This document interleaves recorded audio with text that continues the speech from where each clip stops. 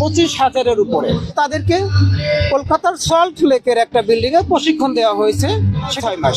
15 দিন আগে থেকেই তারা বাংলাদেশে ঢোকা শুরু করছে বেনাপোলের সীমান্ত দিয়ে। আমার কাছে নির্বাচন বানচালের কি কি ষড়যন্ত্র হতে পারে এই বিষয়ের তথ্য আছে, কাকে কাকে টার্গেট করা হতে পারে এই বিষয়ের তথ্যগুলো আছে।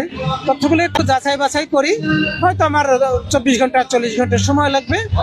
আমি এগুলো আপনাদের সামনে ইনশাআল্লাহ প্রচার করে দেবো যদি আমি বেঁচে থাকি ইনশাআল্লাহ। এই পরিকল্পনাটা করা হয়েছিল আরো 1 বছর আগে।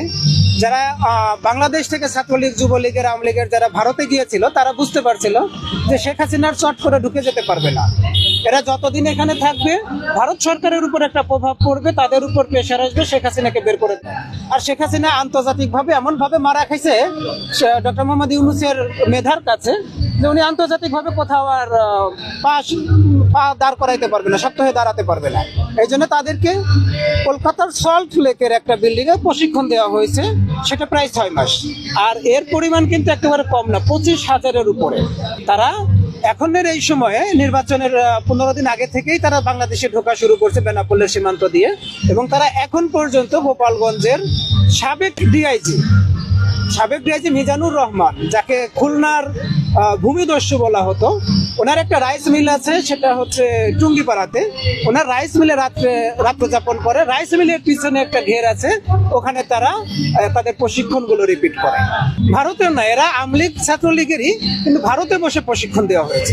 হুমকি তো যথেষ্ট আছে। দেখেন, আমি তো পরিবার নিয়ে গত 6 মাস ধরে পালাই বেড়াচ্ছি, আমারও তো পরিবার আছে। আমি যতই রাজপথে থাকি আমার পিছনে কিন্তু একটা পরিবার আছে।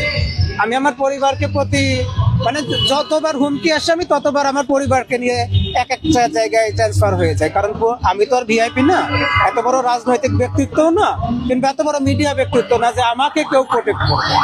আমি চেষ্টা করি, আল্লাহ যদি আমাকে সহযোগিতা করে, আমার যতটুকু মেধা আছে, আমার যতটুকু সাহস আছে, সেটা দিয়ে নিজেকে রক্ষা করার জন্য। আর আমি প্রতিজ্ঞা করেছি যে জুলাইয়ের যারা আছে, জুলাইকে যারা ধারণ করে তাদের পাহারাদার হতে, আগামী দিনে নির্বাচনের যেসব সম্ভাবনা আছে এই মানুষগুলোর পাহারাদার হতে। সারা বাংলাদেশে আমার সোর্স আছে। আমি চাকরি করেছি তো দীর্ঘ 14-15 বছর, পুলিশের চাকরি করেছি। তো এই চাকরি না, শেখ হাসিনার সময় এবং বেনজিরের সময় পুলিশ কিন্তু খুব চাঙ্গা ছিল। ওরা কিন্তু এক সেন্টেন্সে কথা শেষ, ধর তক্তা মারপে। বেনজির সাহেব কিন্তু বলে দিত, এই যে রাইফেল দিয়েছি এটা কিন্তু লাঠি হিসেবে ব্যবহার করার জন্য না, গুলি করে দাও। আর এখন আমরা কি দেখি, রাইফেলটাকে সরিয়ে নিয়ে পুলিশের হাতে লাঠি ধরাই দেওয়া হয়েছে। স্বরাষ্ট্র উপদেষ্টা মহোদয়, উনি তো আসলে একজন অযোগ্য, অদক্ষ, নির্লজ্জ একজন ব্যক্তি। ওনাকে ওখান থেকে সরিয়ে দেন, আমাকে 1 মাসের জন্য বসাই দেন। আমি আপনাদের সামনে কথা দিলাম, সারা বাংলাদেশের মানুষের সামনে চ্যালেঞ্জ করলাম, আইন শৃঙ্খলা রক্ষাকারী বাহিনীকে যদি ঢেলে সাজাতে না